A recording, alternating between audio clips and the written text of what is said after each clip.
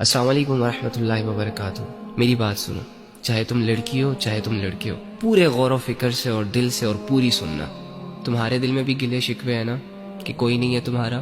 کسے بتاؤں اپنے دل کے راز؟ یہ دنیا میرے ساتھ ایسا کیوں کر رہی ہے؟ یہ لوگ میرے ساتھ ایسا کیوں کر رہے ہیں؟ اور میں خود بھی کچھ کر کیوں نہیں پا رہا؟ آخر میں ایسا کیوں؟ جب انسان دنیا کی زندگی کو ہی سب کچھ سمجھ لیتا ہے نا، تو واللہ وہ اس سٹیج پر چلا جاتا ہے کہ دنیا کی زندگی اسے سمجھ نہیں آتی۔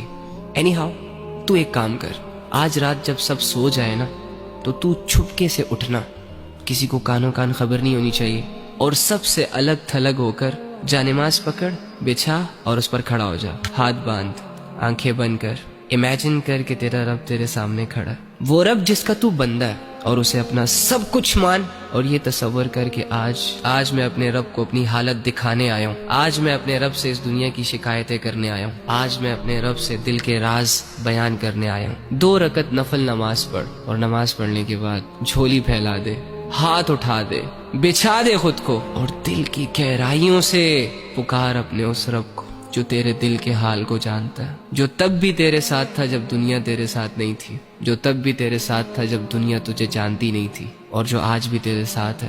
وہ اکیلا کافی ہے تجھے سنبھالنے کے لیے۔ اگر تو گر چکا ہے تو وہی تجھے اٹھا سکتا ہے۔ اس یقین، اس امید، اس تصور کے ساتھ اپنا حال دل اپنے رب کو سنا۔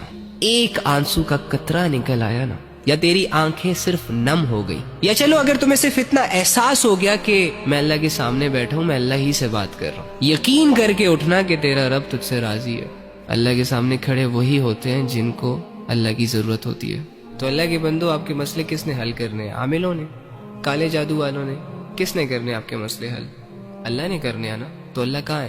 ایکچولی میں آئی ڈونٹ نو وائی ہمارا یہ مائنڈ سیٹ بنا ہوا ہے کہ اللہ کچھ اسپیسیفک جگہوں میں پایا جاتا ہے، اور اللہ رب العزت کی جو مغفرت کے فیصلے ہوتے ہیں وہ نیک لوگوں کے لیے ہوتے ہیں، یا اللہ رب العزت جن لوگوں کی دعائیں قبول کرتا ہے وہ بہت نیک ہوتے ہیں، لمبے لمبے سجدے اور پاک صاف رہنے والے ہوتے ہیں۔ ہاں ٹھیک ہے، ان کا اپنا درجہ ہے، لیکن اس کا یہ مطلب بھی تو نہیں ہے نا کہ ایک عام انسان اللہ تک پہنچ نہ سکے، ایک عام انسان اپنے دل کی بات اللہ کو نہ کہہ سکے اور اللہ رب العزت کو اپنی طرف متوجہ نہ کر سکے۔ وہ کہتے ہیں کہ کوئی کعبے سے خالی ہاتھ لوٹ آیا تو کوئی گھر بیٹھے خدا کو پا گیا۔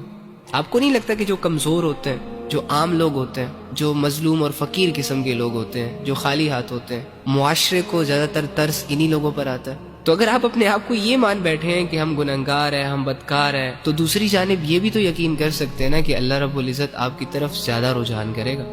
اللہ کے بندو، اللہ کہہ رہے میں تمہارے شارک کے بھی قریب ہوں۔ اس اللہ سے اپنے مسئلے حل کرواؤ جو اللہ ساری زبانوں کو سمجھتا ہے، جو اللہ دل کے حال کو جانتا ہے۔